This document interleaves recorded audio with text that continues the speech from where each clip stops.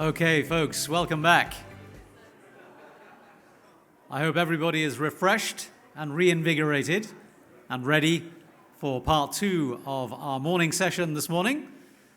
And part two is going to be our first plenary session where we're going to be introducing the new ocean energy economy. And we're going to be introducing the players that we have put together for you, the MARES project, and the participants. You can see their banners around the room. We're going to be introducing those projects to you as well before we go into the lunch break.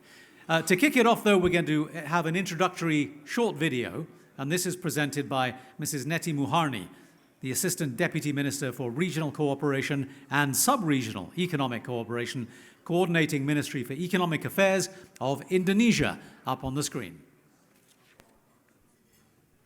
Honorable Mr. Alfredo Perdiguero of ASEAN Development Bank, Bapak Firdaus Dahlan, Director of CIMT, Honorable Senior Officials, esteemed participants, ladies and gentlemen.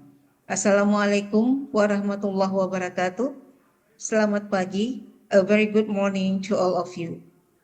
First of all, I would like to express my regret for not being able to attend this important forum in person. Nonetheless, it is certainly a great pleasure for me to address this important event. My deepest appreciation to the CIMT for co-organizing this event and to Asian Development Bank for the continuous effort to narrow the development gaps, reducing poverty, and fostering equitable and sustainable development in the region. Distinguished participants, ladies and gentlemen, renewable energy can greatly contribute in combating climate change through mitigation action to reduce greenhouse gas emission, while also promoting economic recovery, especially after the pandemic, for sustainable economic development. For countries with coastal areas and island territories, such as Indonesia, offshore renewables can provide significant socio-economic opportunities, such as job creation, improved livelihood, local value chains, and enhanced synergy between blue economy actors. Distinguished participants, ladies and gentlemen, as the world's largest archipelago with more than 7,000 islands and 3/4 of its total area covered by sea and ocean, Indonesia has one of the largest potential of ocean energy in the world. It is estimated that the total combination of ocean thermal, waves, and tidal currents in Indonesia reach around 216 gigawatts. This enormous potential of ocean energy is highly relevant for us to accelerate energy transition and to ensure Indonesia energy security. Indonesia's current challenge is contribution of marine and wind energy remain limited, with their combined share in total renewable energy use at below 3%. Apart from the technologies that are still in the early stages of commercialization, there are also several barriers and challenges such as inadequate data of ocean energy potential, higher costs for investment compared to other resources, the need for supporting regulation, and so on and so forth. Indonesia has numerous possibilities for creating renewable energy. Firstly, the government can increase collaboration to influence policy in a rapidly growing industry. Secondly, the introduction of regulation on greenhouse gas emission and changes in consumer preference can lead to the creation of new market for low or zero emission energy production. Lastly, utilizing investment in infrastructure for multiple purposes can result in various benefits. For instance, wave turbines can serve as flood protection, and existing seawall can increase tidal energy production. Indonesia has developed plans for wave energy in various areas in Indonesia, such as in Yogyakarta. We have tidal current energy in East Lombok, and ocean thermal energy conservation in Bali. Furthermore, energy sourced from ocean current have also found in several locations in Indonesia range from some areas in Sumatra, such as Riau, Natuna, to eastern part of Indonesia, such as Talaut, Raja Ampat, and also in Java Strait, Lombok Strait, Pantai Strait, and Alas. Distinguished guests, ladies and gentlemen, under our sub-regional economic cooperation, ocean energy could play a role in supporting the goals of the IMT-GT Sustainable Urban Development Framework, or SUDF, by providing a clean and renewable source of energy for the regional growing population and economies. The development of ocean energy projects could also provide new economic opportunities, such as the creation of jobs and the development of local supply chain industries. However, the development of ocean energy in the IMT-GT region also faces challenges such as high costs and limited investment. Addressing these challenges will be crucial. The IMT-GT SUDF could provide a platform for regional cooperation and support for the development of the ocean energy, including through the sharing of experiences and best practices and the promotion of investment in the sector. One of the priority issues of G20 Indonesia last year is energy transformation and initiated the National Grand Energy Strategy for the Energy Transition to Renewable Energy with the target of a net zero emission by 2060 or sooner. This year, during our chairmanship in ASEAN, Indonesia proposed the development of the ASEAN Blue Economy Framework as one of the priority economic deliverables with the aim to develop the concept, scope, and implementation step of the blue economy in ASEAN by underlining the importance of value creation, inclusiveness, and sustainable use of the sea in the region. Distinguished guests, ladies and gentlemen, to this end, I commend the CIMT and ADB for organizing this event at the perfect time as a platform for all stakeholders in renewable energy sectors to discuss and explore the potential of technical and financial support for IMT-GT member countries and to promote substantial cooperation for innovative and scalable integrated ocean energy solution and regenerative business activities. And lastly, I wish to reaffirm our commitment to work with all of you to pave the way toward a more sustainable and inclusive future in the region. I wish you a fruitful, productive, and successful deliberation. Thank you.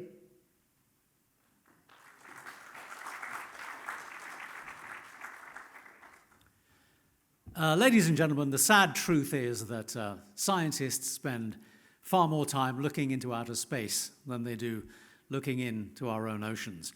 And policymakers and businesses spend far more time looking at terrestrial energy production than they do at the potential of ocean energy.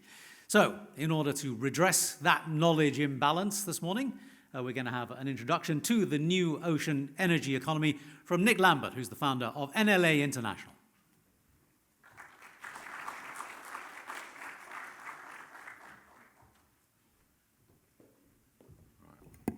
They haven't got a lapel microphone, so I can't wave my arms around. I hate lecterns. Ladies and gentlemen, good morning. Thank you for that kind introduction. It's an absolute privilege to be here, and thank you in particular to ADB for getting the MARES project underway. We'll have a discussion about what MARES means in just a minute.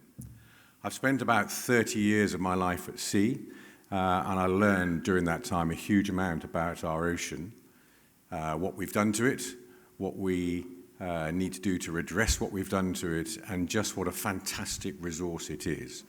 And I'm a bit of a messiah about the new ocean economy and the blue economy, such that when I started talking about this about 10 or 15 years ago, I was Billy No Mates. I was there on my own talking about this, and people didn't get it. I've never been to a forum, and I've been to many, I've never been to a forum where I've been preceded by so many distinguished speakers, including a minister, who've said new ocean economy, who've said blue economy, who've said ocean renewable energy, who've talked about hubs, who've talked about national blue economy plans, and who've talked about regional blue economy plans. And it's just so refreshing, and it's really exciting. You can be excited about this stuff. The answer to climate change, the answer to our need for social and economic benefit lies in our ocean. And that's where all of you are engaged. And in many respects, I can stop talking now because the minister said it all. He also said, and do something about it after the event. And that's always the most difficult thing to do. But increasingly, as you've seen from all the people in this room, we are now doing stuff after these sorts of events. So I'm going to talk to you about the new ocean economy and about the blue economy, but particularly about the opportunities afforded by marine renewable energy. But before I get started, I need to warn you that before you're allowed to leave this conference hall this afternoon, you need to be able to decode MARES in full. It's something I haven't achieved in the last 2.5 years. So I thought I would just put up what MARES actually is. ADB loves complicated titles, but there is a reason for this. And the point is we're looking for something which is very broad. Most people, when you start talking about the blue economy, the new ocean economy, say, it's too big, narrow it in. As soon as you narrow it in, as soon as you seek focus, you lose opportunity. You're then only talking about, say, fishing or aquaculture, or maybe offshore wind. What MARES has driven us all to think about is the breadth of the opportunity. So if you can take away from here the idea of marine renewable energy hubs, if you can take away from here the idea of power to X, which is the secret sauce in all of this, the X, what can you do with the additional power generated by marine renewable energy? If you take away from here the message that the ocean economy is investable, that it can answer our climate change problems, and it can give us social and economic benefit. And if you can grasp the idea of the breadth, I'm talking about breadth here and now circular, the breadth and the circularity of a really well-thought-through, well-planned blue economy, then we're hitting the spots. And we're having a conversation which has moved on 10 years very substantially. So I really do commend ADB and all of the experts they brought together to work on this project for that approach. Just going to move on. So these are the sorts of themes I'm going to touch on. Have we really got oceans in crisis? That there is a capital investment opportunity. I'm going to touch on renewable energy as the catalyzer, and I'm going to talk about the MARES principles. But before I do that, just situate your appreciation around this picture. I've just returned from a month in Antarctica, where I first served in Antarctica in about 1983. And we were cruising in the subantarctic islands and in the Antarctic Peninsula. And the reason I show this complicated photograph is because I was just walking past a chap who was looking out of the ship's window at a mountain in a place called King Haakon Bay, which, if anybody who know the Shackleton story, is where Shackleton landed after 18 months on the ice. And he was looking at a photograph on his laptop of the same mountain in 1982, which was about a year or so before I went down there. You can see that the mountain is the same one. The telltale is this little bit of ice here and up here. And this is a glacier that is about 2 kilometers longer in 1982 than it is in January 2023. That was just, I snatched that photograph as the ship was going by. And the point about it is that this climate change issue is touching us all now, and you can see in your own lifetime well, maybe I'm a bit older than many, in your lifetime, you can see that change is happening. If you live near the coast, if you live in an estuary, if you are, I gave a presentation in the UK explaining to people who are 70 miles from the sea that they are already affected by rising sea levels. We're all affected by this, and we need to adjust to it. We need to grasp the challenges and address them, and we need to grab the opportunities. But I just wanted to say it's become very personal, this now. And so we have this issue of oceans in crisis. I don't know if any of you saw the Seaspiracy documentary, which was very emotive. It was a little bit overblown, in my opinion, but it did bring out the fact that about a third of the world's fish stocks are being biologically fished out. You've heard me talking already about sea level rise, massive issue. But lying behind that is ocean acidification, which if you really think about it, becomes quite scary. But the answers lie there now. We already have the technology, we have the know-how, we can do something about it. The answer to ocean acidification, for example, is regional. Things that you do in your region, in your blue economies. And when I'm talking about blue economies, I'm thinking about them in the context of a country's EEZ, the sea space owned by a country, or complex sea basins where different countries abut each other. You can do something about ocean acidification by the way that you design and plan and implement your blue economy projects. You just need to incorporate it into the plan and into the budget as you start working on it. And I put up here the book by John Englander, an American geographer who's majored on rising sea levels, and he's entitled it Moving to Higher Ground. I commend it on several counts. One is that he talks about the problem and describes it, but two, he describes the opportunities that arise from it. And in the appendix, he provides a check-off list of what you need to do if you are being affected by rising sea level. So we need lots of these books with lots of these appendices saying, these are the things that you're looking out for, these are the check-off lists, and this is how you address it, and this is how you develop opportunities, and dare I say it, this is how you make a profit. If we don't make a profit in these economies, we're not going to address the issues. Cash has got to flow. So if you think about it, what we've done over many years is we've taken stuff out of the ocean, we've made stuff from what we've taken out of the ocean, and then we've thrown the detritus back into the ocean. And if I think back to my early days as an ordinary seaman, we used to throw everything over the side. We didn't even think twice about it. We've moved on so far now, but it is a linear, extractive, dare I say it, destructive approach. We need to change that. We need a sustainable. Sustainability is mentioned many times already today, but actually what we need is regenerative. If we say sustainable, what do we mean by that? It means we're going to try and sustain it as it is at the moment. Well, if it's already been damaged, you probably don't want to sustain that. So really anything that we do at sea should be done in a regenerative way. Whatever I do to get social and economic benefit from this sea space, I will do it in such a way that I will leave it in a better state than when I started. That should be a fundamental part of the planning. So my argument is that, yes, we have a bit of a crisis, but the other side of a crisis, the flip side of a crisis, is an opportunity. And we haven't really explored that opportunity fully, and MARES is a part of that. I particularly major on James Alex Michel, ex-president of Seychelles, who I think has taken the rather derogatory turn, in my opinion, of small island development. And I have to say, many of these comments, by the way, ladies and gentlemen, are mine, are my opinion.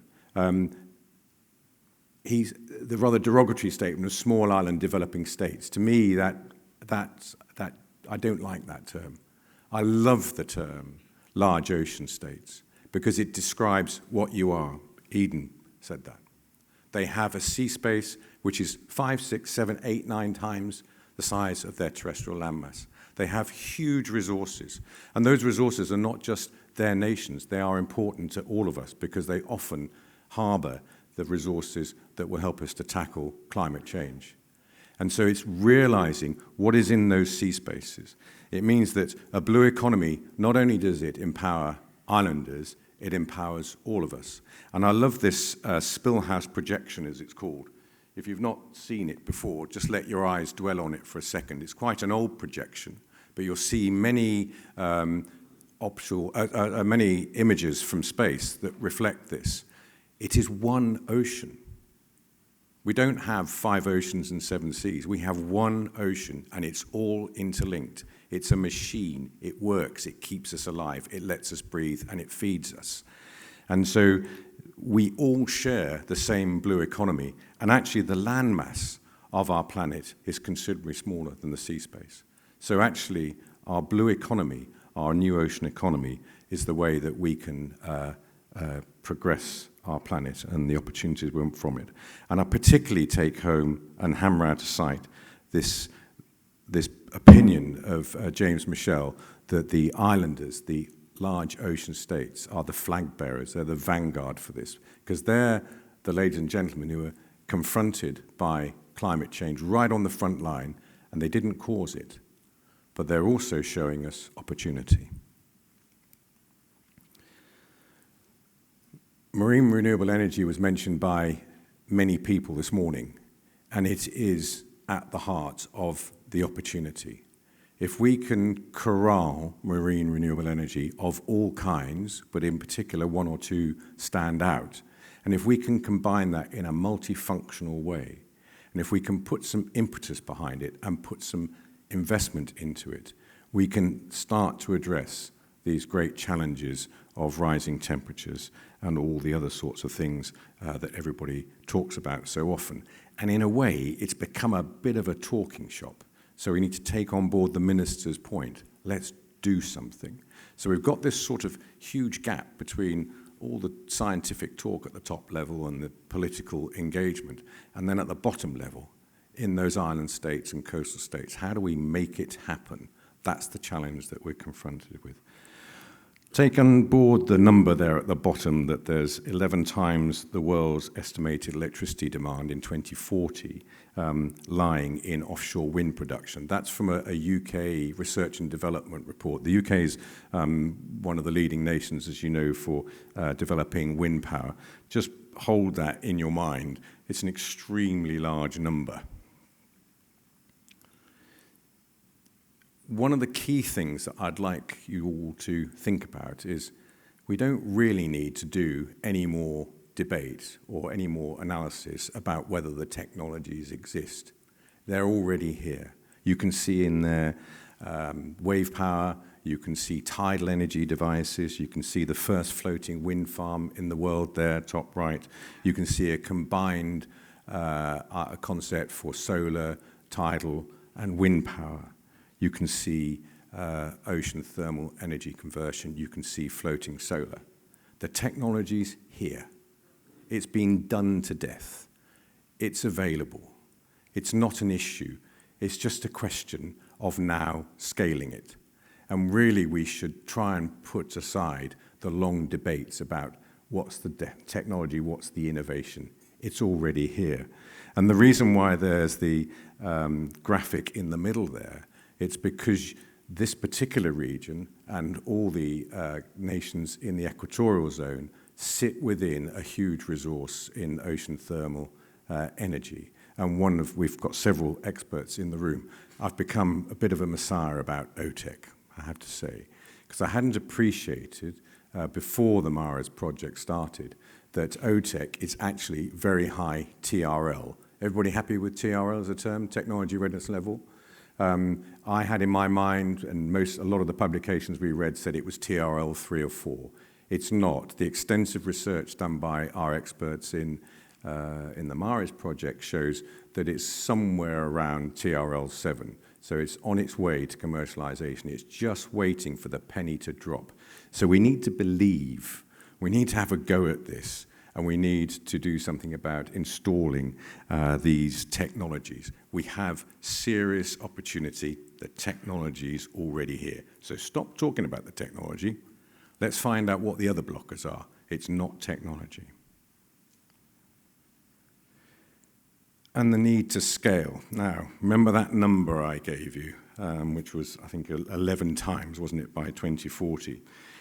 This graph, which took me a little bit of time to wrap my mind around, is from the IEA, and it basically says if we're going to achieve the net zero target by 2050, we need to be increasing the use of marine renewable energy by 33% per annum.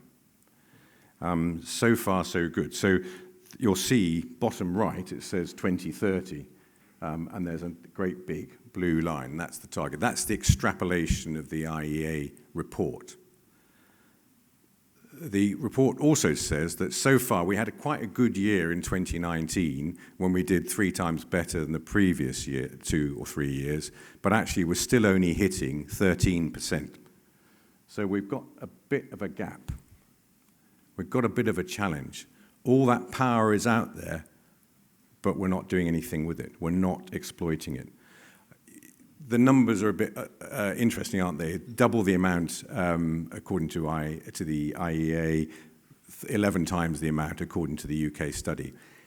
In a way, it doesn't really matter. There's shed loads of energy out there. We need to do something with it. We have an opportunity. So why aren't we doing something about this bit? What's stopping us from doing that? And I'd say there's 2 major factors.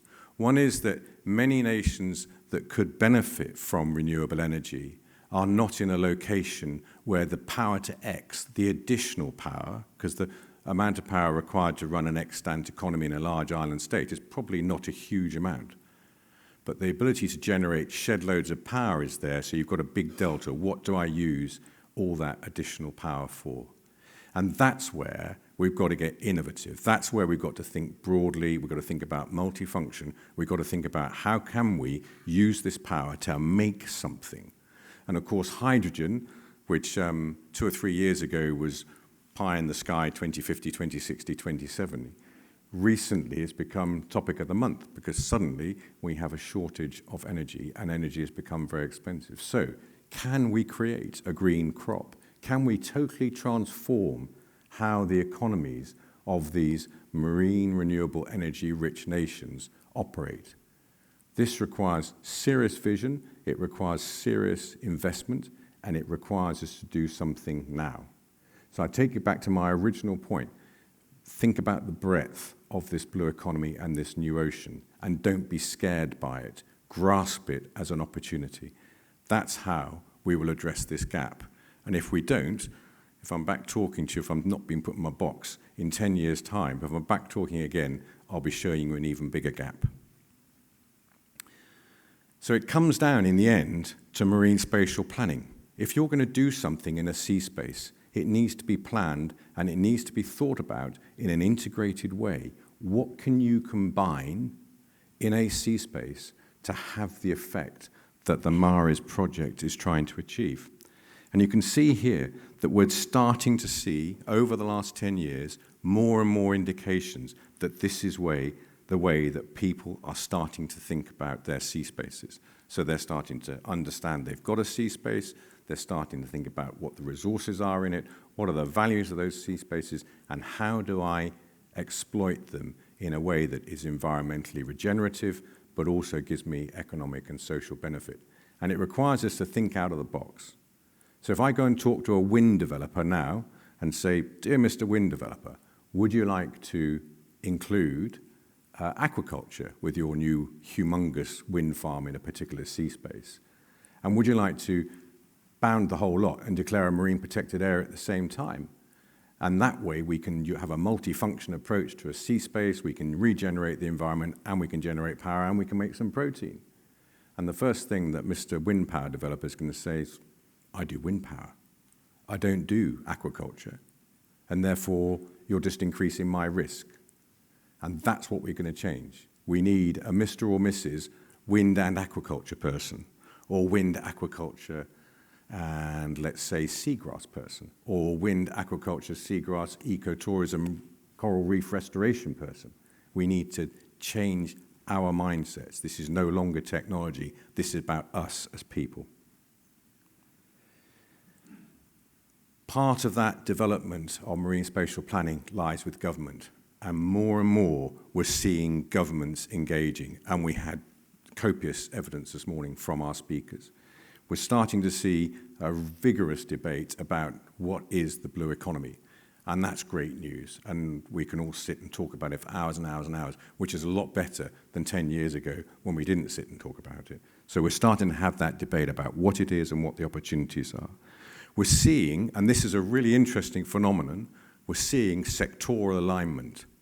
Now, fisherfolk, I was going to use the word notorious, that's not fair. Fisherfolk are rightly very protective of their livelihoods and their local economies.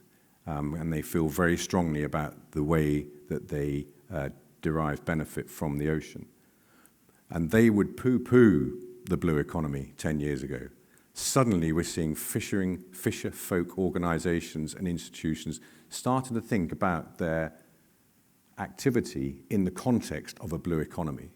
And that's a really big step forward. So now we're starting to talk about fisheries and aquaculture, and I've just offered you the idea of renewable energy and aquaculture and fisheries. We're starting to see that debate. It's really exciting.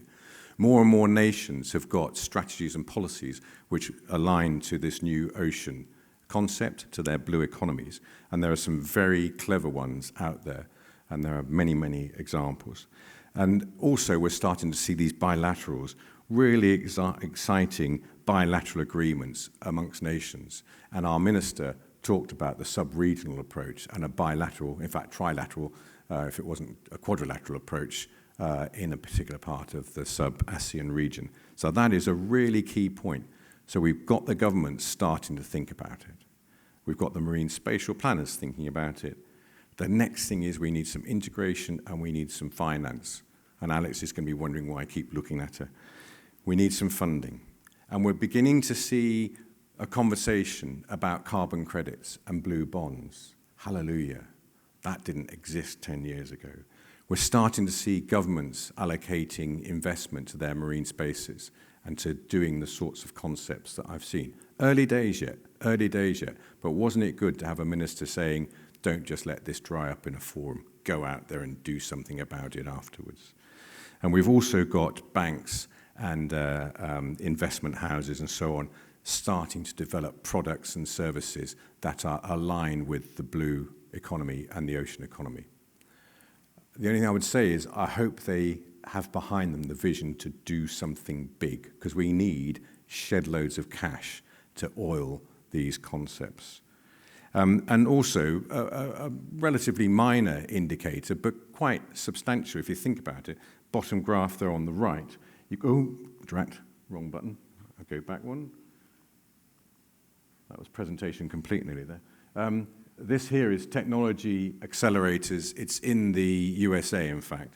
But on the right there, you can see the exponential growth in technology and incubator accelerators in the USA. And I could find you graphs that look similar across other parts of the world. And I'm pretty sure I could find one that's similar for this part of the world. So we're starting to see these projects being evolved by many small, medium-sized companies. And of course, the projects we've been talking about with MARES align with that. So that's a really good indicator. People see a future in this blue economy. So the levelized cost of energy, levelized cost of hydrogen, there's a whole bunch of numbers and so on up here. You can quiz me on these, and I will immediately defer you and point you out to some experts. Why am I showing you this graph? I'm showing you to show that there are many different renewable energy solutions. Pretty much all of them are at a high level of TRL, and increasingly, particularly in light of the increase in cost of energy over the last year, they are now viable. They are putting out kilowatt hours at an affordable price. We will share these presentations. I can see people taking a photograph. We will share these presentations. I will put a health warning in here because these columns here the numbers probably, the actual numbers probably lie somewhere down the median. So don't run away thinking that something is as cheap as chips at the left-hand edge there.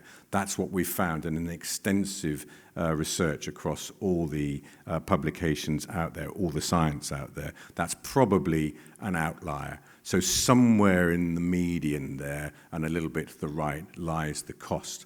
But it is quite clear that suddenly we're getting to the point where marine renewable energy is a viable investment and it is affordable. And if you take my point about a green crop like hydrogen, you can see that the levelized cost of hydrogen is also becoming a realistic opportunity to invest.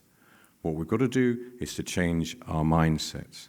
One that particularly stands out, and I admitted earlier to being an OTEC messiah, is OTEC. It's there. It's almost too good to be true, and we've been questioning it. Is it really as good as it is? If you've got the right thermocline, if you've got the right geography, I'm talking about the physical shape of your seabed and your ability to get a pipe down to 600, 700, 800 meters, OTEC is incredibly viable. I would argue, actually, we might be using the wrong term for OTEC. Actually, OTEC is a means of getting deep ocean water as a resource up to the surface. And some of our projects have shown that there's a lot of things that you can do with deep ocean water. And hallelujah, it also gives you energy as well. It's almost like a nuclear power station because it works 24/7, 365 days a year. And with a little bit of other renewable energy backup for peak periods, you've got a solution which is a bit like a nuclear power station, but with none of the nasty red wiggly things that are involved. So this is something that MARES has shown. Don't believe the people who tell you that OTEC is a low TRL technology. It's not. So MARES principles in action. How many times have you seen a graphic, a simple graphic like this? I've seen them countless times. But it's still relevant because what we haven't achieved is the synergies between these different elements of a sea space. So can we bring in that renewable energy hub, combinations of energy, single sources of energy, whatever it might be? Can we generate power to X out of it? Can we run the extant economy of the particular sea space with that? Can we extrapolate that power into making a green crop? Can we do something about restoring, regenerating the seabed, the coral reefs, and the fauna and flora that live upon it? Can we do that in a circular way? Can we invest in it? If we look on this as short-termism, we're just going to do one project, forget it, it will fail. Arguably, that's why we've seen so many of these graphics over the years. If we think about it in a circular, regenerative, long-term way, if we plan for the long term and if we invest for the long term, we can make this work.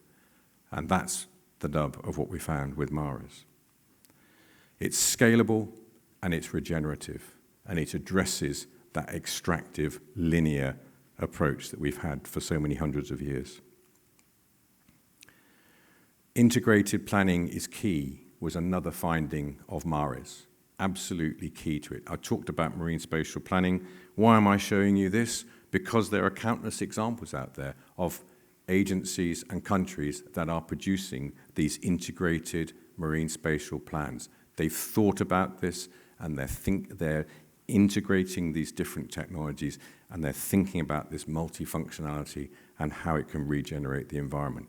It's already happening. We just need to escalate it. And here's another example. I've chosen this deliberately from Northwest Europe. This is a place called Shetland Islands, which is right up the top of the United Kingdom. It's effectively an island state. It has a small landmass, it has a small population, it has a very large EEZ. It has been, for the last 30 years, an oil and gas hub. It's been sucking oil and gas out of the North Sea, and it has been very productive. Shetland Islands Council, tiny council, 29,000 people in their population, they've come up with a vision to convert the Shetland Islands from an oil and gas carbonaceous hub into a hydrogen generating hub and running everything off clean energy. And you'll see from the graphic They're very sensible. They realize that the oil and gas element will continue for years, but their plan is to use wind, and I can tell you, having been up there many times, there's shed loads of wind up there. They've planned to use that wind to power the extant economy, so they're going to run the oil and gas rigs off renewable energy. Tick, step one, good step in the right direction. They're going to install electrolysis plants. They're going to convert Sullom, which is their major port, into a hydrogen-driven port. They're going to convert all their ferries and their transport vessels into hydrogen-operated plants, and they're going to export hydrogen, and the excess power that comes off the grid, they're going to export as well. I think it's fantastic. That's by a little island council have come up with this vision. They haven't quite made the connection with the environment and regenerating the environment. That's not a failing, it's just that they haven't realized that what they're going to do is to regenerate the marine environment by this approach. But they've got the vision, and it's really exciting. What they haven't achieved, what they need to achieve next is that investment. There's two things. They need the capital to make that happen, and they need the cross-sector, the multifunctional approach, the cross-sector to coordinate, integrate, and implement this vision. So it's great. You're not alone down here in Southeast Asia.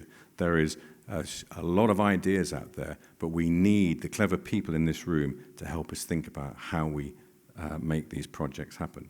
And this too, of course, is scalable and it's regenerative. So let's recap before Steve takes out a machine gun and shoots me. We've got to move from this take, make, and dispose approach. We've got to take a regenerative approach. It's got to be circular, and we've got to build this on marine renewable energies. And we've got to get, if you'll excuse my, I'll come on to a second, we've got to get people to understand this opportunity. The second point is the technologies are here. We've done it. We've piloted it, we've demoed it, we've reviewed it, we've had scientists look at it, we've had people talk about it. It's here. Let's stop talking about technologies, that's a given. And what we've got to do is have this ambitious approach, this desire to make this happen at scale. We've got to take the small projects that we've been talking about in the MARES work, and we've got to scale them, and we've got to be determined to scale them. And we've got to take, if you don't mind the expression, terrestrially minded investors, and we've got to get them to understand that there is this opportunity here, and that the boundary between land and sea is not a boundary, it's an interface, it's an opportunity to develop our marine and social, our social and economic plans. That's what we've got to do. I've used this expression from William Gibson, who was a science fiction writer, and in the late 1990s and early 2000s, he had this expression, the future is already here, it's just not evenly distributed. And if you go back to my point about the technology is already here, it's just not evenly demonstrated. Ladies and gentlemen, thank you for listening to me. I think just put final word into your ear, and that is the minister said we must do something about this. I think he also said he had shed loads of money and he was going to invest, but I may have got that bit wrong. Thank you for listening to me.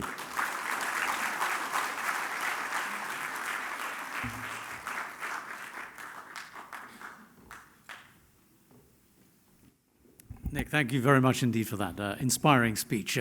Great line. There is no boundary between land and sea. It's an interface. I never thought of it that way. That was a fantastic line. And also, the essence of what Nick was saying, circular, investable, regenerative projects are not just possible, they're happening, and they're scalable. And they should be happening sooner and more effectively than they are right now. And they should be integrative as well. Wind developers with aquaculture, with marine protected area, all these things can live happily together. So the plenary is going to focus on one particular aspect of this issue, and that is how then do we integrate this new energy ocean economy with global energy needs? How's that going to happen? Our panel will discuss this. Allow me to introduce the panel members to you and invite them to join me on the stage here and take a seat. The panel members are Engineer James Doldolia, Program Coordinator at MINDA Power Development Program, Morning, James. Dr. Ki Young Nam is Principal Energy Economist at the SDSC ENE at the Asian Development Bank. Dr. Nam, please. Dr. Michael Abundo is the CEO of Ocean Pixel Private Limited. Coming up this way. And Mr. Wan Sayuti Wan Hussein is the Head of Strategy and Policy, Corporate Sustainability at Petronas. And leading this discussion and asking the questions today from the Asian Development Bank is Dr. Cindy Cisneros Tiango, who's a Principal Energy Specialist. Cindy, please.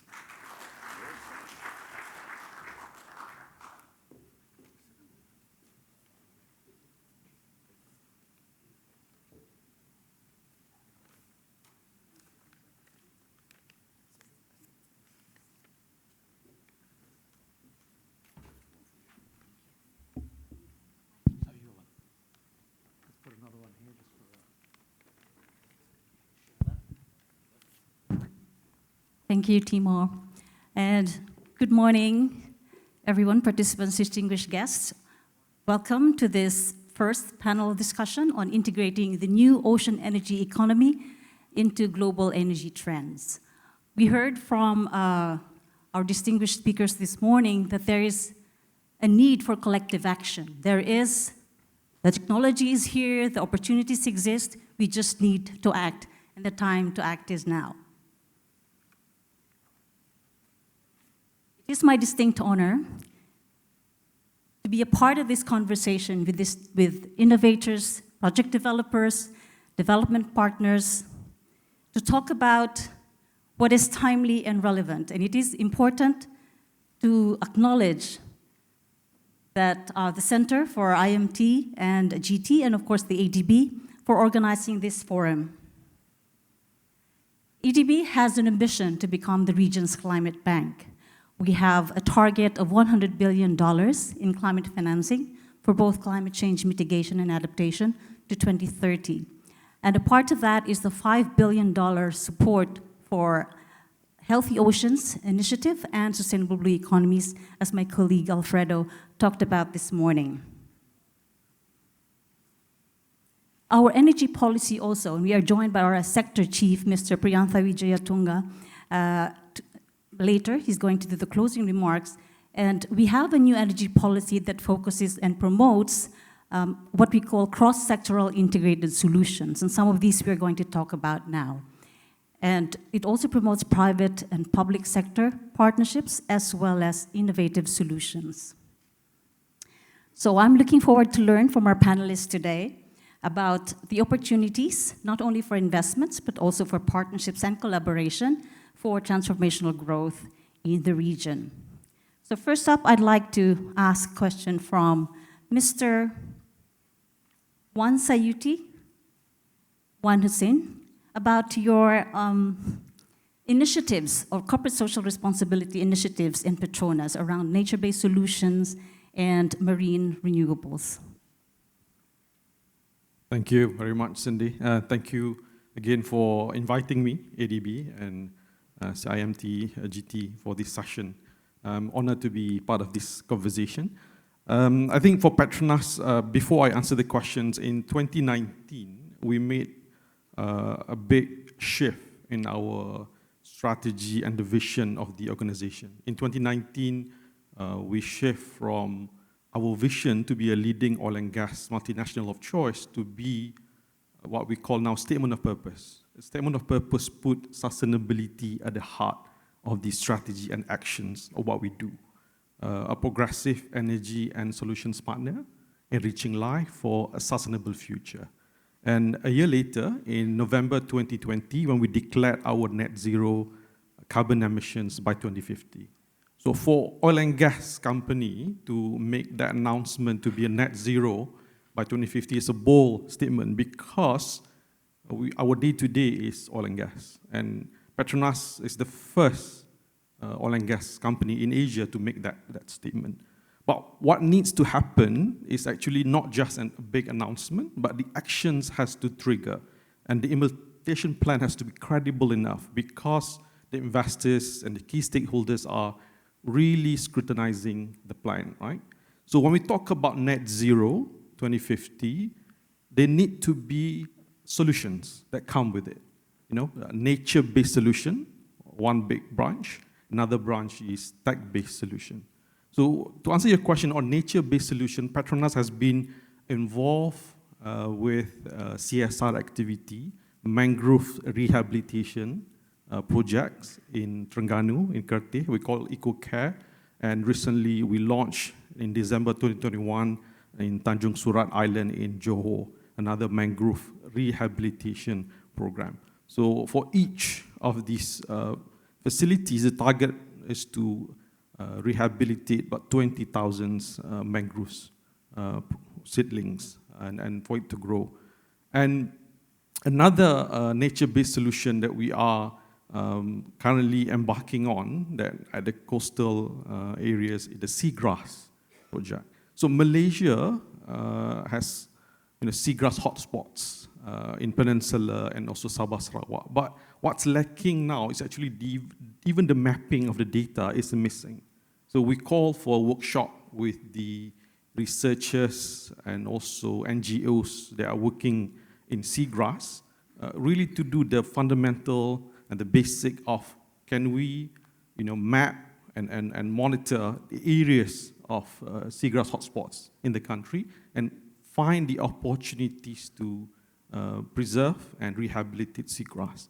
I think it starts with CSR, but seagrass in terms of carbon sequestration has 35 times more carbon sequestration opportunities compared to the terrestrial forests. So can we harness this opportunity in Malaysia and also in ASEAN, leveraging seagrass and eventually seaweed and coral and so on. Another CSR that we are been discussing is Rig to Reefs. Rig to Reef project, we have done multiples in Sarawak and also in Terengganu. So these are the kind of CSR, not only reducing costs of decommissioning, but also enriching the community that involved in this project in terms of the growth of biodiversity around the artificial reefs, and also it contributes to the income source for the local community. So I pause there and I pass back to you. Thank you very much, Mansayuti. Very interesting there. You have to use locally available resources and, of course, locally available skills to be able to develop this at scale. May I ask, does this have a business case to it, or is it simply CSR? Does it make sense to scale it up? Particularly on mangrove and seagrass, there's a big, I would say, commercial opportunities when we talk about blue carbon and carbon credits in the future. But of course, to get there, there need to be this, fundamental data, the analysis, the mapping, and also the baseline stock of carbon, right?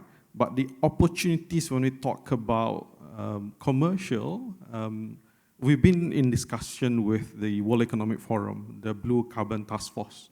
They are looking at blue carbon initiative across the world, and also the Blue Carbon Buyers Alliance, looking at opportunity to offtake long-term on term of blue carbon coming from mangroves, seagrass, seaweed, and so on, right? So in terms of commercial, I think definitely is, but maybe now is an early stage to set the foundation right, and also to get involvement with the local community to raise awareness and build that fundamentals right. Yeah. Thank you, very great point. May I then ask James from Minda, you have a very unique initiative in your power development program. Can you walk us through some of your initiatives? Thank you very much, Cindy. So to give a brief context of what we are doing in the Philippines, so Philippines is one of the top producers of seaweeds in the world. So we are actually top 3 in the world in terms of volume. 70% of these seaweeds are from the southernmost region in the Philippines, which is called Tawi-Tawi. So it's 2 hours away from Malaysia. So, however, as you know, seaweeds is used to sequester carbon, but also the seaweeds industry is the most affected in terms of the effect of climate change. So, and also the tawi-tawi industry, it remains one of the poorest region in the country, and also the least electrified. So 20%, it has only a 20% electrification rate. So, and also these islands in Tawi-Tawi, who are the seaweeds producers, lacks the fresh water, which is essential in the post-harvest activity for seaweeds. So as you can see, the problem is interconnected. So as to must be also the solution must be integrated. So we at the Mindanao Development Authority, together with the development partners, the local government units, and also the academe and the private sector, we are implementing right now a project called Renewable Energy Technology to increase the value added of seaweeds in Tawi-Tawi, or the RETS project. So the project involves the development of a solar hybrid system in the two islands, and interconnecting this solar system with the water facility or the desalination plant. So with this, we are able to address food security and water security, and as well as provides more viable solution for the solar projects, as it provides a demand, a baseload demand for the solar power plant.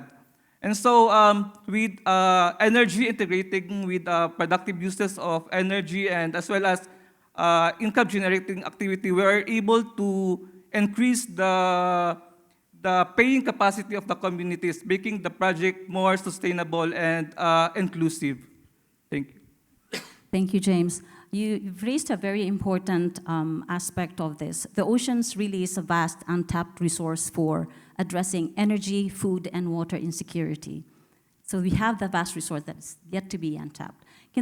But where is the gap? We talked about the Blue Economy Development Framework that comprises a data analysis, dissemination, policies, institutions, and reforms, and investments. So a lot of these are already available. Where is the gap? May I ask Michael, Dr. Mike, to talk about that aspect of it? Thank you. There we go. That was the first gap, to turn on the microphone. So, I mean, we found that in our work throughout the Asia-Pacific region, that awareness, there's a lack of awareness, first of all. So it's only now, and we've been talking about this for 10 years now, and there was a sudden, increase in interest the past few years, really. I don't know if COVID helped, but there was definitely more conversations around blue economy, marine renewable energy, and this idea of regenerative marine industries that MARES has been trying to push and also gather a lot of knowledge around. So the first gap would be an awareness gap, so the lack of awareness, not only of experts, but also sort of other sectors, be it private sector, public sector, the financing folks, government. So people just don't know. So that's the very first thing. They don't know about, there are marine renewable energy resources, and then you start telling them about, is that, they start asking you things like, yeah, like offshore wind and solar on marine spaces.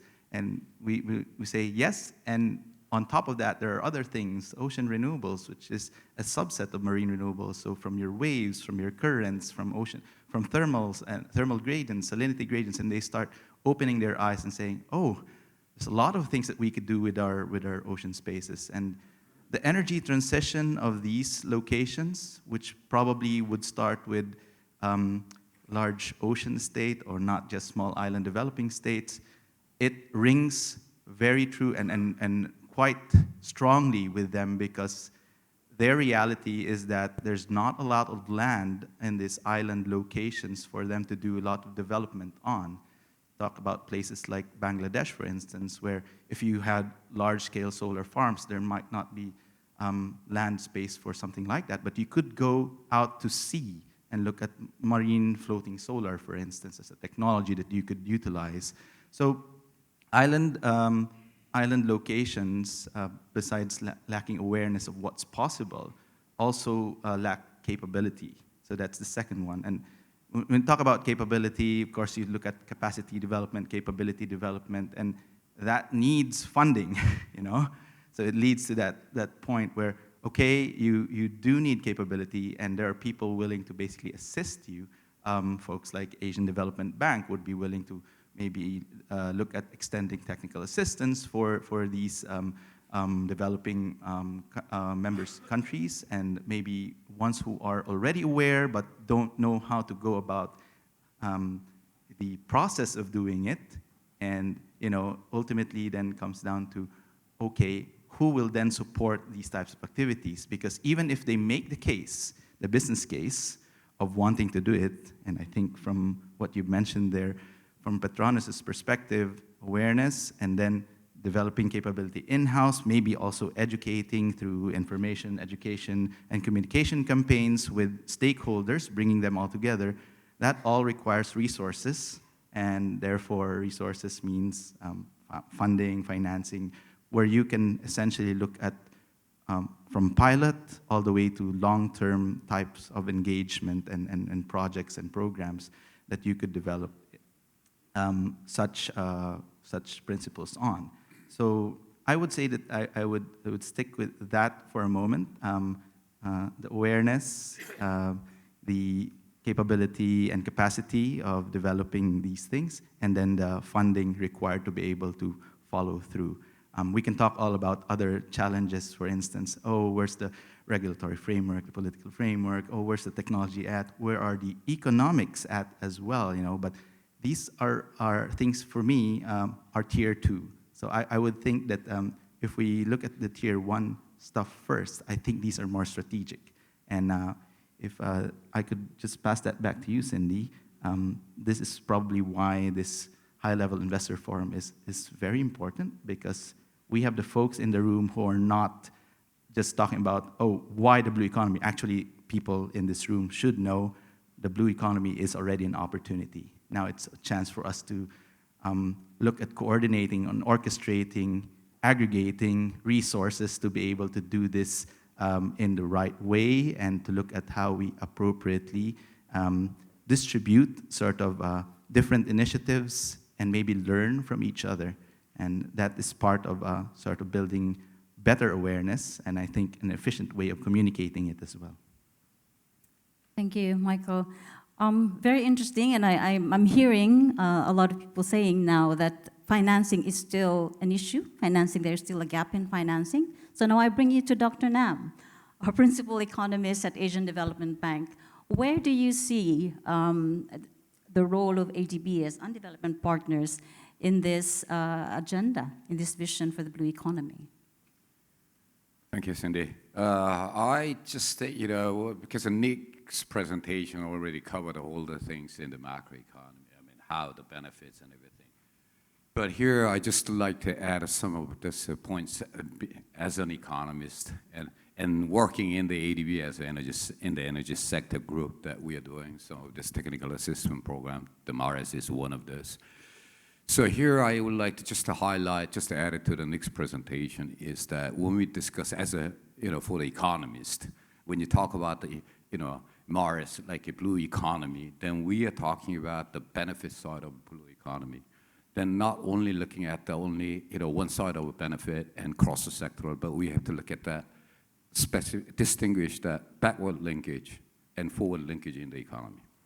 So, there are certain backward linkage economy that will benefit to preserve, so to say, blue economy, the ecosystem, and then it brings up the, tourism or something. And then afterwards that, through certain projects, this will lead to the forward linkage industries as well that contributes to the macroeconomy at the end. But obviously, one thing that we are not discussing here too much is about the associated cost. That is the word that the economists, when we talk about economic efficiency of a certain project or certain things, then we have to, so to say, test, so to say, whether this is any technology that we're, applying, that it is really economically efficient projects. So that is where the cost-benefit analysis comes up, specific to the investment project. That's the one side.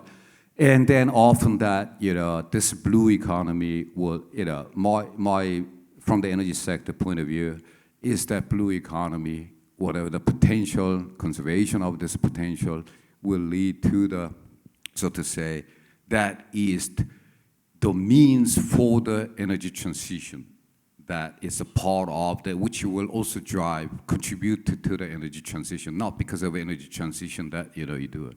Why I'm looking at that is from the, we have to look at from the role of clean energy in preserving or conserving the blue economy for the, reserve the potentials, and then how what type of the, blue marine energy that we can tap as a next generation energy. So there, why I'm saying that is that from the economic terminology, that, either you have to go least cost option, or you have to benefit maximization. So, one way that you do it is the net present value, discount rate, and then internal rate of return, economic as well as a financial. But all this is why you're testing this is because there is a given limited resources. So, ADB is there mostly, a major focus of the ADB is when there is market failure, that's where the public sector is coming in, and where that, so in the, you're looking at least the mid-long-term perspective that, like a counter-cycle macroeconomic trends, like a fiscal crisis, financial crisis. Even the single country, they do have limited fiscal space, so to say. So how you can maximize your benefit given limited resources.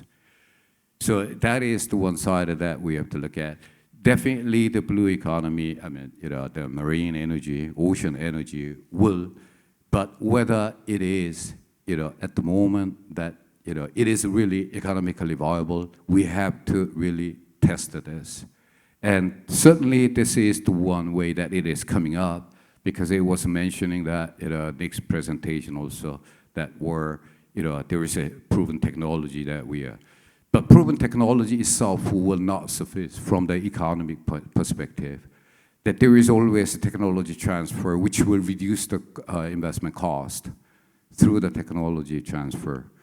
On the other side, which is coming out, and I think this is one of the objectives of this high-level investor forum, is we call in the economics, in economic theory, that factor learning curve. Because it requires the appropriate time and it leads the lead time, so we call time lag. So first, to just say, hey, he was mentioning that there has to be the awareness building, but awareness building does not suffice. So there has to be some kind of initiative, some action based on the scientific studies, so to say. So that way that that's I think the major objective of this, and then from this we have to gradually build up how that we can focus on the blue economy. Specific technology that we are looking at is the green hydrogen, clean energy development in terms of energy efficiency, as well as the renewable energy. So that is where we are working on ADB. So in order to do, we'll continue to do some kind of assessment and readiness studies on this field, including floating solar as well as offshore wind. So that is where we can, also ADB can contribute in that sense. I'll stop here. Thank you very much, Dr. Nam. Yeah, as you can see, the answer is it depends. It depends on a lot of things. We have to package, we have technologies, but we have to package solutions. It has to be a systemic solution to, these are large, complex problems that we are addressing. So it needs to have this integrated approach. It needs to have a lot of due diligence covered, ADB is very risk averse, like any development partner or any donor agency. So we do a lot of due diligence from the technical to the social and environmental safeguards to financial and economic and governance also around that. I think we are missing one aspect of this conversation from the public or the government side, because a lot of these resources are also governed by the government. And a lot of, I believe, the gaps are, from my conversations with the solutions providers here, is that there is a lack of buy-in from top down, from the government, because there has to be the bridge, to gap that from the solutions provider to the government, providing the impetus and the permits and the licenses to be able to scale up and even actually install these solutions on publicly owned resources or sites as we might know it. So what has Petronas done about that gap in terms of having the government buy-in and having be able to do it at scale and doing larger projects around the marine economy? Thank you. Thank you, Cindy. If I may quote what you say, I think it's not that it's lack of buy-in from the government or policymakers, but we need to make a case that this new solution to be the strategic and key imperatives for the government, right? For example, I'm quoting carbon capture and storage in Malaysia. Malaysia and Indonesia has one of the biggest potential when it comes to carbon capture and storage because of depleted oil reservoir and also saline aquifer that can be the storage sites, right? But all these solutions, we're talking about the new solution when it comes to CCS, even hydrogen, even all the other new technology. Sometimes it doesn't exist in the policy or of a country, for example, right? So there are a lot of conversation that need to happen to pin down which ministry in charge, who's in charge of permitting, and that's why I go back to the point of, again, I know the raising awareness and capacity building is a first step, but it needs to happen at the larger scale and raising that conversation and awareness. So even in new energy policy, I think the minister quoted just now, to bring together all the key players in the country and to start to have that debate and discussion and the trade-off, of the new energy sources and solution for the country. It takes quite some time.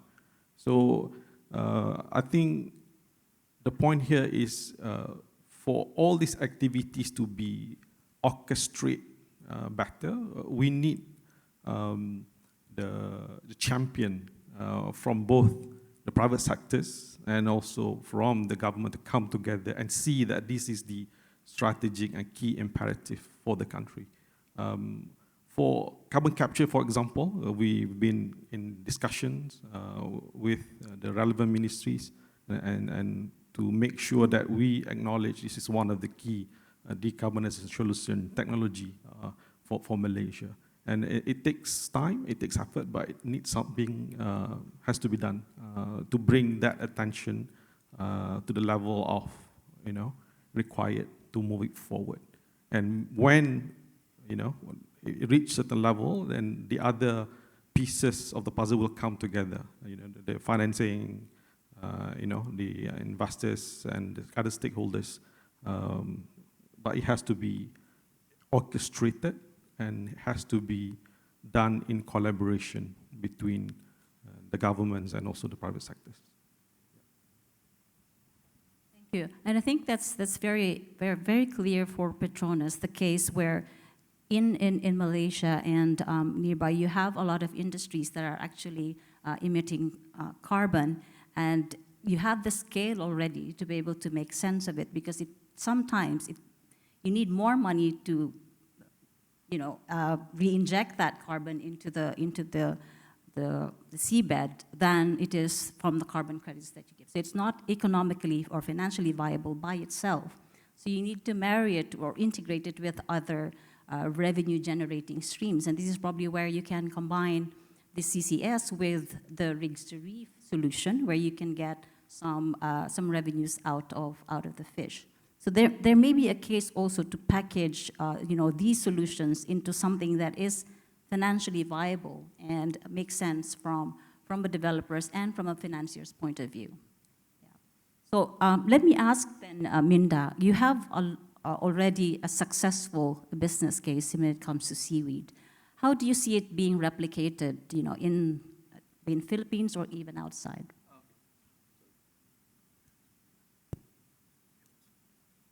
Hello. So we are piloting the project in Tawi-Tawi, but not everyone may not know, but in the Philippines, there are 159 islands, or we call it as missionary islands, that are still powered by fossil fuel or by diesel. So this is an opportunity for these islands to transition into a more cleaner and more renewable energy, because this group of islands are the seaweeds producers in the Philippines. So if we transition these SPAG, we call it as SPAG areas or missionary areas, we're also contributing to the main grid, because these areas are being subsidized by the government right now. This subsidies is being shouldered by those customers that are in the main grid, or in the main grid in the country. So if we are able to transition these areas, we're also helping those customers that are subsidizing this cost eventually. Thank you. A subsidy is, I guess, one issue that a lot of us have to tackle, because we want countries or entities to grow out of these subsidy-driven, initiatives. Perhaps, Dr. Nam, you can touch on that. Well, first we have to know exactly the definition of a subsidy that we are talking. Subsidy for the producer, subsidy for the fossil fuel production, that is the word we are targeting. But subsidy for the demand side, the users, is a different story, because we have to look at from the ADBs, the DMCs, that we still have we still have about 330 million people without access to the electricity, and almost 1 point some billion that we are even clean cooking solutions in the ADB. So when you look at the supply security as well as the energy access point of view, then the subsidy for the in the user side, that is nothing, and then also producer subsidy, there is in the economic terminology that R&D from the government driven is also subsidies. So so we have to be specific from the subsidy. Definitely the fossil fuel subsidy that we know. And we are not touching that, as you said, in the energy policy 2021, which we also approved, the new energy policy. We are looking at, and then also what we are doing is, practically we have it in the ADB. I was not going to say, but we have about 4 to 5 billion annually of the portfolio from the energy sector. About 50%, slightly less than 50% of the last year was the T&D. So we have to look at the grid system as well, and then roughly about 50%, so slightly less than 2 billion. That is for the clean energy development, which is the renewable as well as the energy efficiency. So we're looking at from their side, and then from that. So that's roughly we are targeting from the climate financing over 2 billion, which is the one that which we talked about, that 100 billion till 2030 climate financing. So ADB, energy sector will, from the portfolio, that will contribute something like a 2 to, we want to, it was one time more than 2.5. So, not only that, so we have to look at the supply security side, energy access point of view. So, end user, some of this subsidies, all, that there is inevitable. Now, the reason for why it is driven by the cost of electricity or cost of energy. And that is to where the blue energy, with a lot of this mass production potential, so to say, of that one, that will push down the, so to say, the price. Then certainly the subsidy for the government, for the, to, limited their fiscal space will not further narrow it down. And also the issue that, we have, and that which we are working on ADB as well, under other MDBs and IFIs and all the governments, is that in the ADB, DMCs, we don't have well established the carbon market. So even, we are talking the shadow social cost of a carbon, something similar to about $42. But if that carbon price and how serious that climate change affects, and that if that is the where it goes up, then definitely the blue economy will cover that, which is much more cost effective, and that will resolve those kind of issues in terms of the tariff or tariff changes. So I would say that way. Thank you very much, Dr. Nam. I think it's important, you touched upon the fossil fuel subsidy, I guess, is probably one of the biggest obstacles for marine renewables, and particularly more expensive renewable energy technologies to be mainstreamed. So, Michael, do you have a solution to that? Okay, let's dissect that a little bit. So I want to take a couple of steps back. I think it was mentioned from the panel, orchestration, right? The cost of orchestration is also not that cheap. When project developers look at developing energy-only projects, and now you're saying, hold on, why don't you bolt on water and also aquaculture, seaweed, and maybe do a little bit of marine transportation, electrification of the boats, and build the blue economy around marine renewable energy as a catalyst.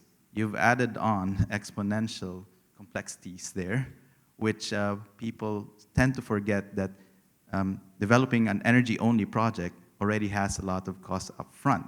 Now you add on the other sectors that you need to also orchestrate and stitch together while keeping this holistic mindset for integrated development. Well, it kind of leads you to a pathway where maybe we should start building this out organically rather than go big right away, right? That would be your natural tendency to do so. So as project developers look at what you just mentioned there, Cindy, subsidies.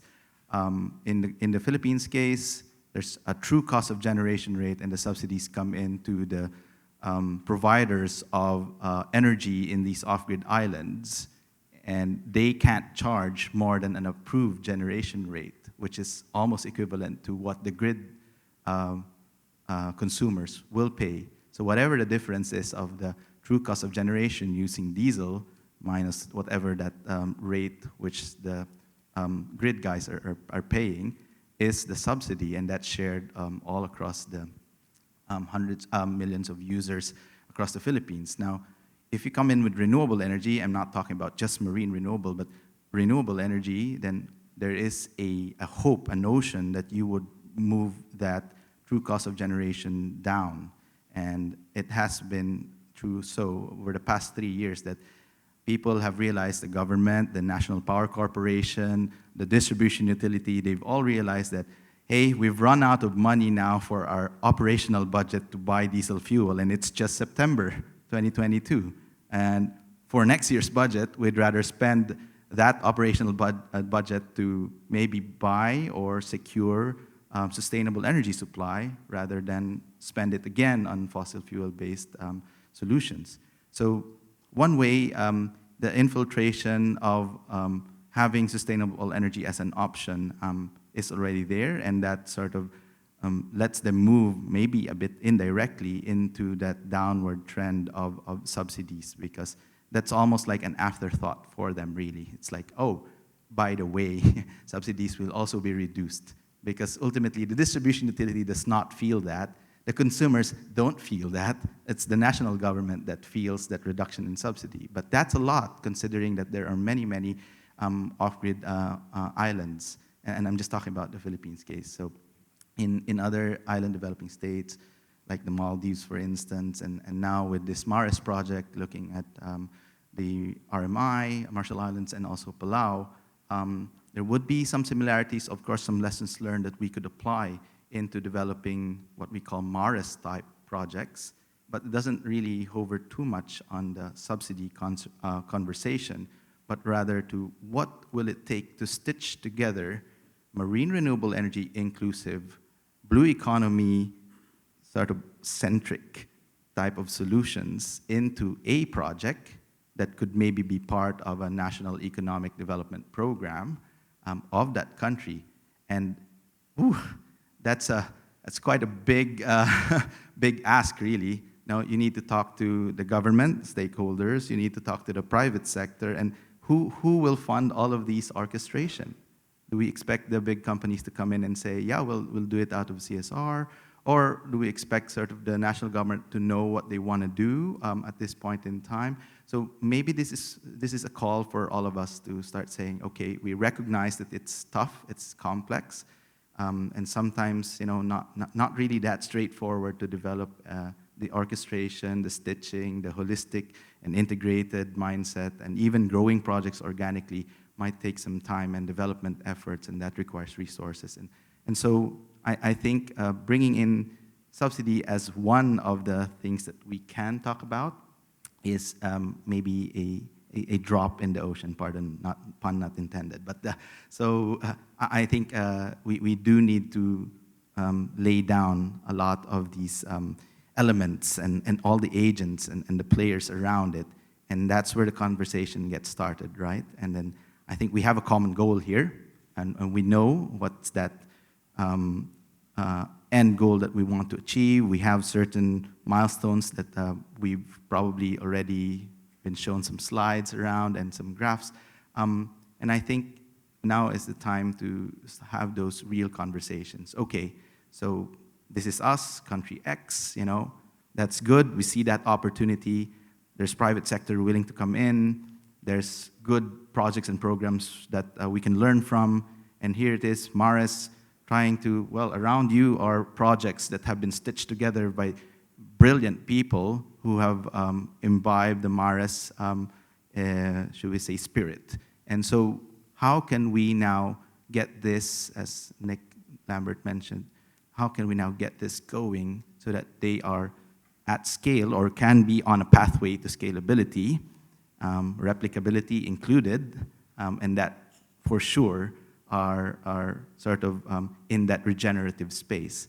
So I think that is a challenge for all of us here, and could be, you know, the conversations that we could be having today beyond just little bits and pieces. It's the big picture, and I think that requires a lot of heads coming in together and thinking about it in a collaborative manner.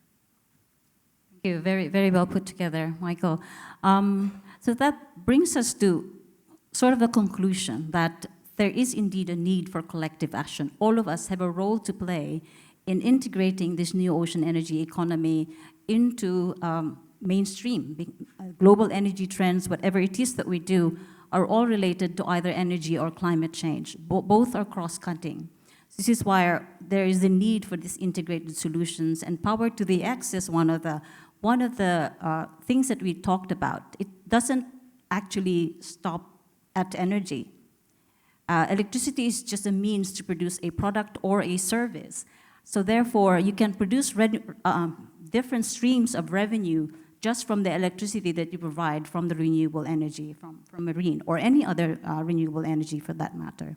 So this is where the solutions that are being put forward here looked at productive uses of this electricity, productive uses of energy and sustainable blue economy elements, where you can make a financial and economic case to do the project, to finance the project. And you can put that forward with the governments, to decision makers, and to ADB and other financial institutions. ADB, we are pushing to become a climate bank. We are also pushing to be a solutions facilitator. We are here as an honest broker, both from the public and private sector, to be able to connect, you know, stakeholders with one another and make sure that these things actually happen, and then we see them on the ground being built.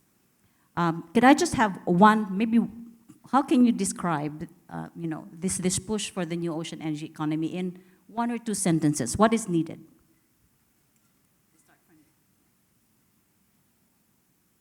I think what is needed is that the push for this blue ocean economy is that it should be inclusive and sustainable. So what I mean is that as we transition to more greener and more cleaner energy, everyone should be included in the discussion. So everyone should be are in the table, and that it should be just and inclusive, and that there are no one left behind in in the process. Well, from my side, I would suggest, my view is that, we talked about, we discussed about, of course, during the course of this investor forum, that we'll discuss much more in the later session.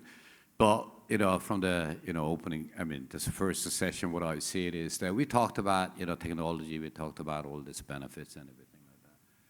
The first thing, and then, there is lots of question on the financing. But, in order to do the financing, first, it has to be really crowded in that you have to leverage the interest from the private sector as well as the public sector.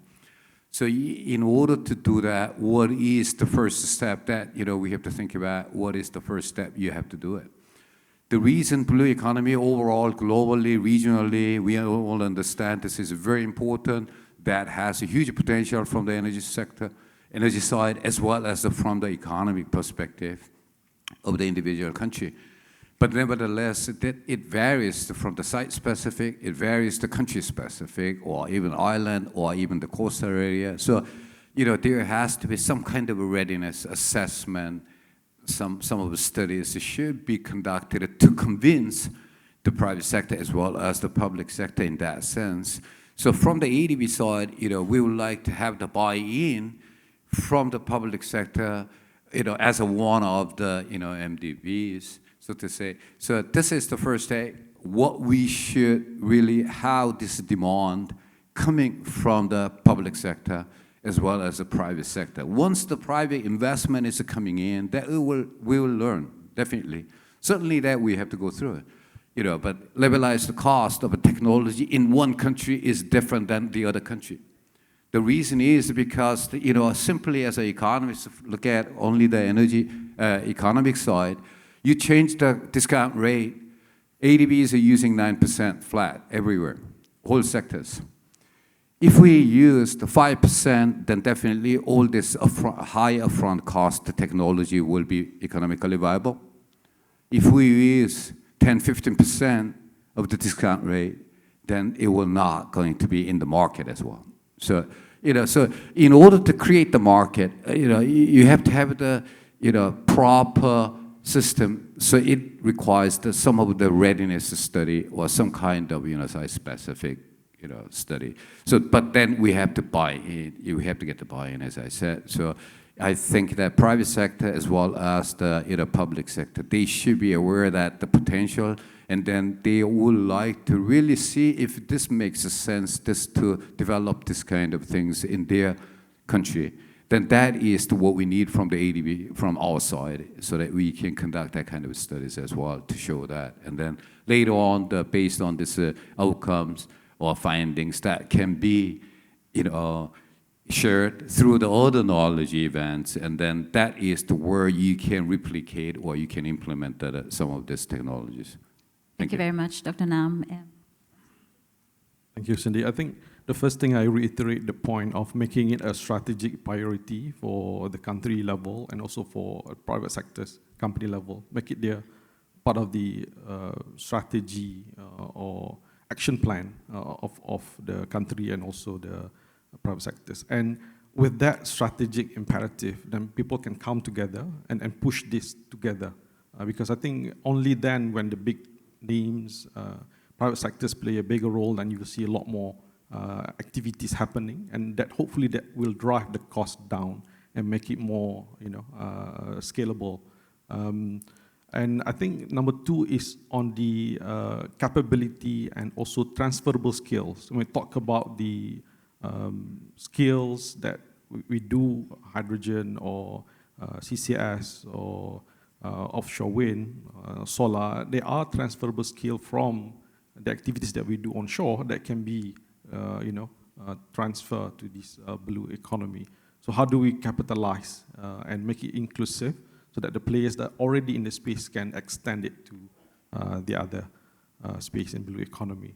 And last point I would say is about really capability and about long-term view of things. When we talk about climate and we talk about blue economy, it has to come in with the long-term mindset, because we cannot come in investing and expecting a return like the return that we see in the current investment in energy and expecting return within a couple of years. This has to come in with the long-term perspective and not the short-termism that we typically see in the kind of risk-return trade-off.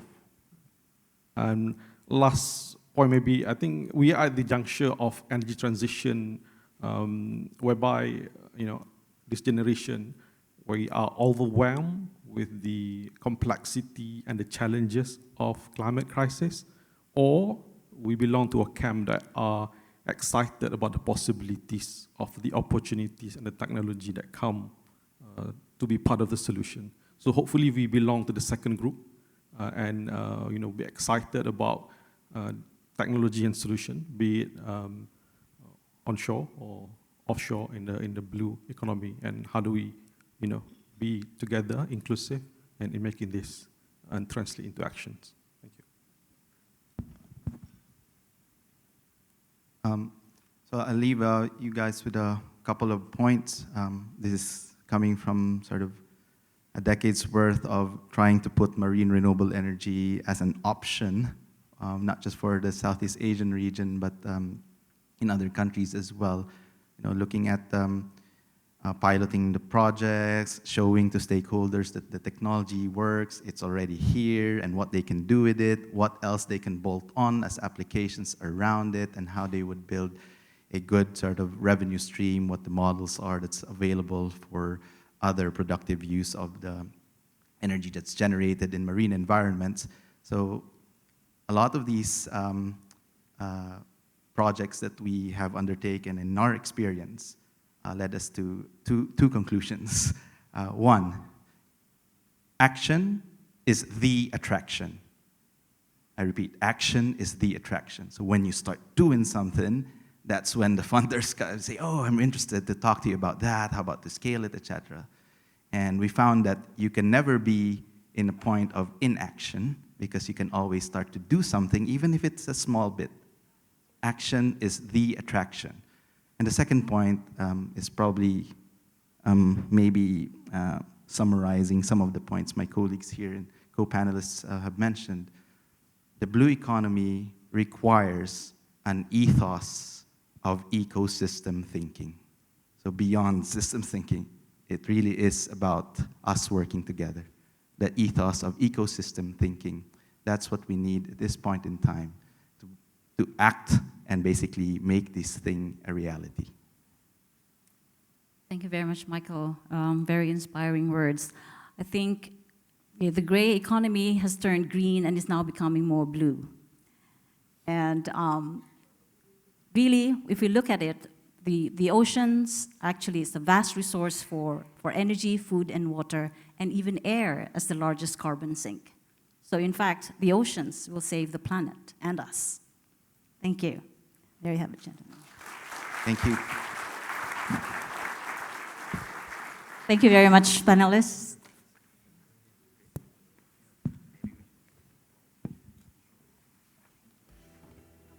Or do we want to take questions from the, no? Thank you very much, panelists, and Cindy for leading the discussion there. Okay, before lunch, folks, we have one final segment. Now, the ministers this morning talked about let's do something. Let's not just talk about it. It was echoed by our speaker earlier on today. The good thing is that there are people in this room who are doing something really quite significant. We have a collection here of projects screened and shortlisted by the MARES system, and here to present 8 of them and their details, I've got Andy Hamflett, who's the co-founder and director of NLA International. Andy.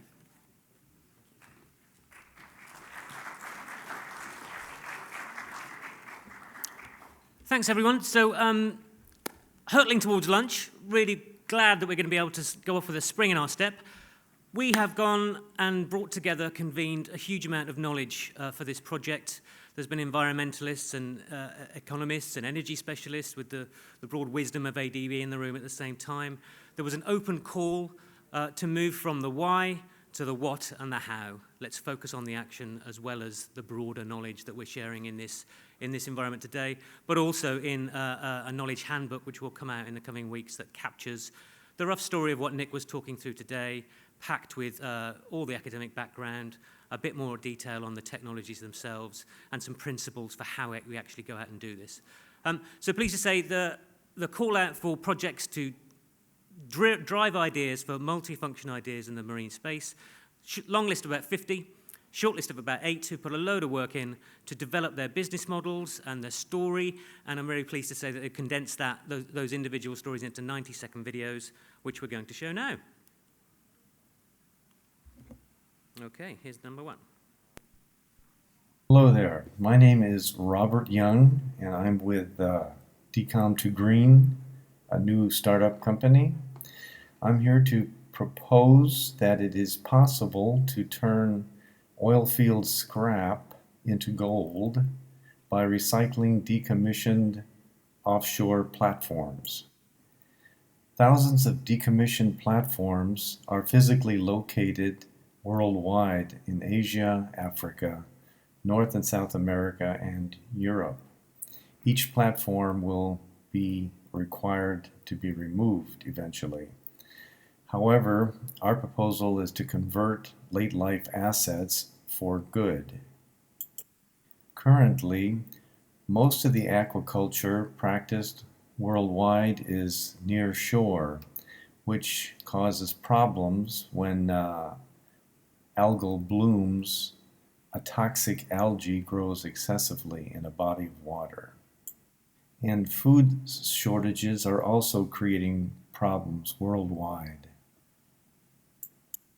We propose to recycle these platforms for use as seafood farms to grow seaweed, kelp, and fish. In addition, if there is sufficient wind power offshore, we can expand renewable energy by adding additional wind turbines. Okay, thank you. So the first example there, you can see flipping a problem into a potential solution, viewing this infrastructure as a hub and a focal point for a potential range of sustainable solution opportunities, and bringing potentially a new lifestyle phase into the life of the rigs that can then be planned in from the start. And I know the industry leaders in the room are thinking about that sort of thing. So, number 2, Pacific Ocean Explorers. Hi, my name is Tom Bowling. I've spent much of my life studying marine biology and aquaculture. This career path led me to Palau in order to continue my work on breeding new fish species for science and aquariums. This facility was built for Palau as a contribution to restocking fish to the local area, just like these rabbitfish. These fish are a local delicacy, and we endeavor to continue restocking these and several other significant species into local waterways. This is an important step in ocean conservation and food security because fish populations around the world are under immense pressure from overfishing and pollution. Palau is one of the few remaining marine environments that is considered a truly healthy reef ecosystem. Palauans have ensured this by actively protecting fish species that are known to be easily overfished, such as the bumphead parrotfish, the Napoleon wrasse, and many others.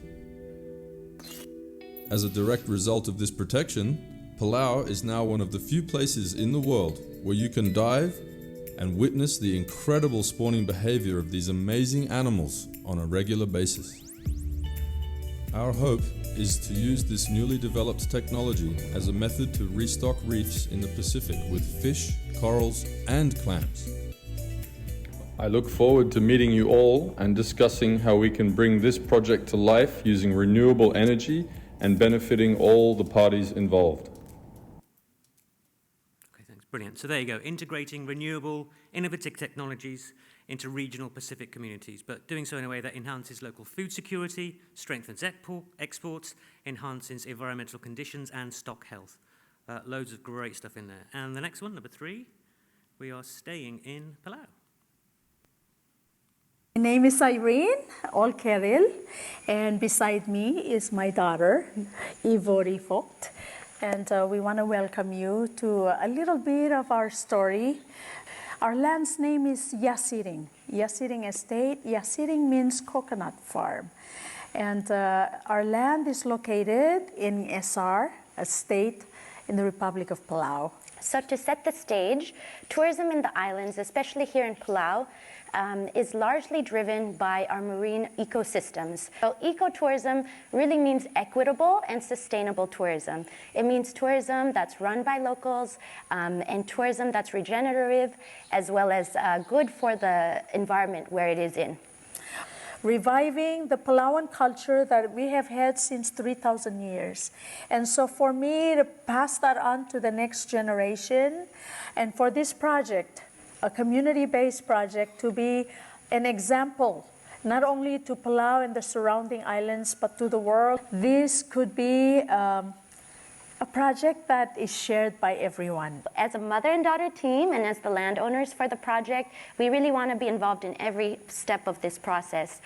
So we'll be inspired by this design, thinking of how we can build something that's also climate resilient and completely off the grid. Mm-hmm. So if it's successful here, we'd love to see off the grid eco retreats like this in other islands in Micronesia or in the rest of the Pacific. And we're happy to share our story and to help connect other families, other mother-daughter teams in the world. Okay, so you can feel the energy fizzing off that one. So addressing the well-understood vulnerabilities of the island state by focusing on one of its key assets, tourism, to develop an off-the-grid eco-retreat. Ongadal, the name, is a Palauan phrase meaning anything given as a blessing or good luck charm. And just to repeat the point you were making there, Eileen, this isn't just about the charms for the locals, but again, islands showing leadership in the climate agenda for the rest of the world to benefit from. Cool, right, we're nearly halfway through. Next one.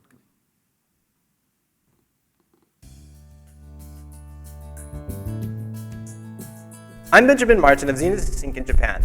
Working with our partners, including the Institute of Ocean Energy, Saga University, we propose an infrastructure that can produce energy, water, and food from a single resource, seawater. Here on Kumijima and at 38 other sites around the world, deep ocean water has already become a vital industrial resource. Ocean thermal energy conversion, OTEC, is a marine renewable energy demonstrated here since 2013. It can produce baseload power more cheaply than diesel. To scale up, it doesn't need new technology or fuel, but it does need seawater. Together, seawater pipes powered by OTEC provide infrastructure for which a Japanese government-funded study estimated annual industry revenues of $80 million or more for Kumijima at this scale. Intake infrastructure is expected to cost $40 to $80 million, depending on final location. In return, 180,000 tons per day of cold, clean, nutrient-rich deep ocean water becomes available for desalination, agriculture, low-carbon air conditioning, aquaculture, and other uses. Our proposal is a system approach where multiple businesses and sectors benefit from a single infrastructure powered by OTEC. The intake project has low maintenance needs with costs covered by water sales and very long operational life. OTEC provides clean baseload power. For Palau, as an example, we propose the creation of a deep ocean water intake infrastructure project that can provide the resources the MARES framework needs to regeneratively enable ocean-centered growth, such as ecotourism, oceanic nurseries, and more. Okay, so the real cutting edge of technical advancement being deployed in a climate-resilient local solution. But importantly as well, the deep ocean water in terms of scale is a local resource, but also available to more than 90 countries. So again, replication and scalability is built into this proposal. Next one. Bula from beautiful Savu Savu in Fiji. We have a Blue Town Committee with representatives from the Town Council, the Tourism Association, Chamber of Commerce. Here's Justin, the mastermind behind the Blue Town model, myself, Judy, and other representatives not shown here. We are all passionate about the environment as well as the health and well-being of our community. The Savu Blue Town model has 7 pillars. Unfortunately, due to increasing intensity and frequency of cyclones, we're not looking at marine renewable energy. We're focusing on managing waste. Why? Savu Bay has amazing diving and snorkeling sites. It sustains a pearl and edible oyster industry, and fishing is a major food source for people. What are our problems?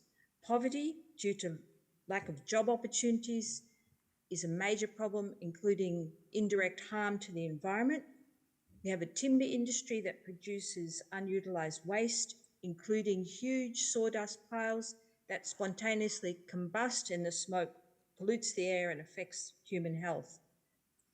The rubbish dump is located in a mangrove area where toxins from the buried waste leach into the bay.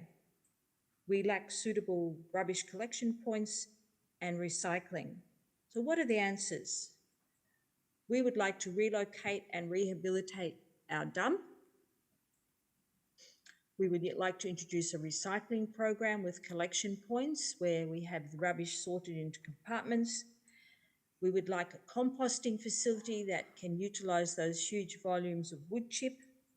And we would also like plastics to be turned into useful products. So this project has the potential to revolutionise the health of Savu Bay and the people of Savu.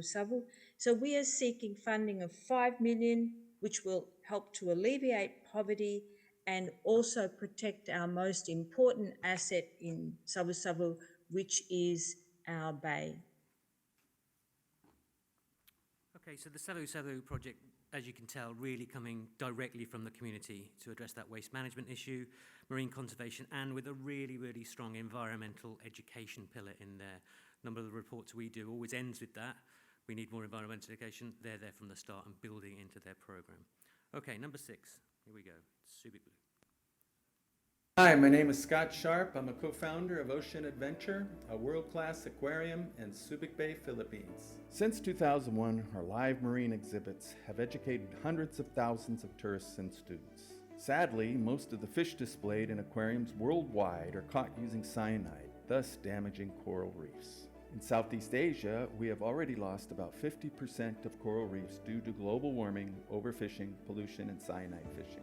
Subic Blue is a new business to be run by experienced marine biologists and top aquaculture experts. Our goal is to regenerate coral reefs, reduce poison fishing, and to make a profit. Subic Blue will use new technology to produce millions of cultured fish, reducing live catch and reef damage from cyanide. We will convert our fossil fuel power to renewable energy by adding 1 megawatt of solar to run all facilities. To do this, Subic Blue is seeking an investment of $5 million to expand existing facilities for aquaculture, to install solar, and regenerate reefs. We will also sell e-boat tours to visit the reefs we restore and to the new electric artificial reefs. The solar electric reefs secrete calcium carbonate, helping to reduce CO2 and global warming, and they protect the coast. Subic Blue will become profitable in year 3 with a projected total revenue of $30 million over 10 years. This project is scalable and transferable to many locations in Southeast Asia and will displace cyanide fishing. Thank you.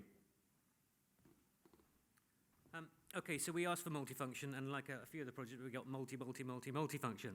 Lots going on in that project. Regenerative aquaculture, artificial reefs, carbon sequestration, renewable energy, ecotourism, etc. And the sum of the parts all becoming greater by working together. Okay, 2 to go. Here we go with blue cooking. Bangladesh's population relies heavily on solid fuels for cooking, leading to premature deaths from air pollution and massive environmental degradation. Cleaner cooking can be achieved through electrical cook stoves. However, where will the renewable power to meet such energy demands come from? My name is Dr. Tasmit Rahman. I'm a lecturer at the University of Southampton, and our solution is to use floating solar energy systems which utilise the water bodies across the country. However, this must be achieved through a MARES-aligned, holistic approach which brings aquaculture, renewable energy, and clean cooking sectors together. The solution provides a power-to-X methodology that is scalable and flood-resistant in which the clean electricity from floating solar is first used for sustaining aquaculture farming, then to meet the energy demand for clean cooking, and finally to produce green hydrogen for grid storage. Regeneration is at the heart of the project, which includes deforestation, restoration of marine life, and reinforcement of the national grid. We will work closely with the local communities to ensure there is a just transition with a gendered approach to tackle the socio-cultural barriers of clean cooking, which is overwhelmingly women-led in rural Bangladesh. We are seeking funding to pilot clean cooking networks across 10,000 households, co-locating with aqua farms on lakes, rivers, and the coastal belt. The economic benefits can be achieved through the sale of clean electricity, microfinancing of clean cook stove, production of green hydrogen, and the export of carbon credits. Okay, so reducing pollution, saving lives, strengthening food security, and aside from the detailed knowledge of the issues and opportunities within that network they're working with in Bangladesh, really important point that Dr. Abundo said earlier on, and that's about within Bangladesh, it's really cramped on land, and guess what, there's a lot of water. So some of these solutions that aren't possible because there just isn't the real estate available for them, let's take them into the water and let's get more things happening. And we're on to now the last one. Let's go. The innovative aspect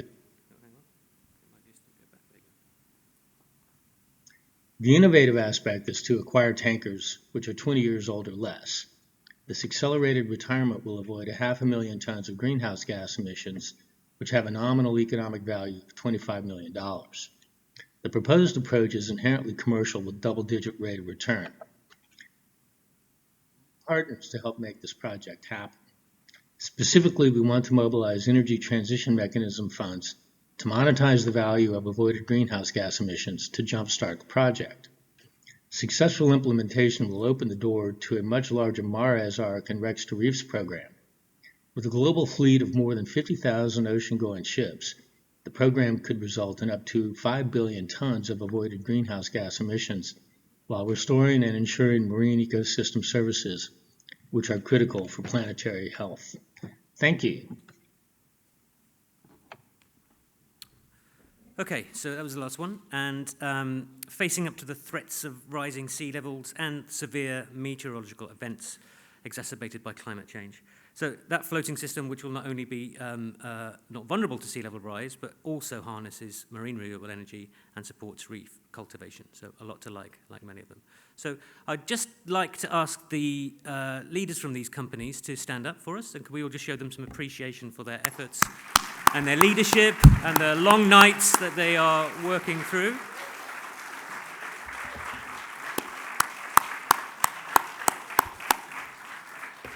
And perfectly cited because we're now going into the lunch break. Part of the benefit for all of these companies is to be with you in this room. So you know who they are. If you don't take the QR codes, please engage with them. What I can tell you is that they are magnificent sponges. They've been exposed to a range of inputs, and they listen and they take it into their story. Particularly if you have some views on how an investment story can be strengthened, please find them out. I know it will be a valuable conversation. Thank you very much.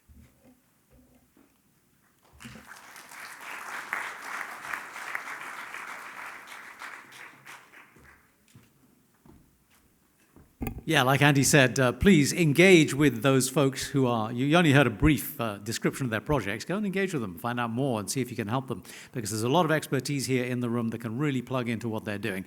You can also have a chat with the panelists that we had on earlier on. Sorry we didn't have time for a Q&A session, but you can engage with them during the lunch break as well. And please, do exchange as much information as you can, because that's part of the process that we're trying to engender here, is knowledge swap, is interaction, is the ability to change and be creative on the back of that.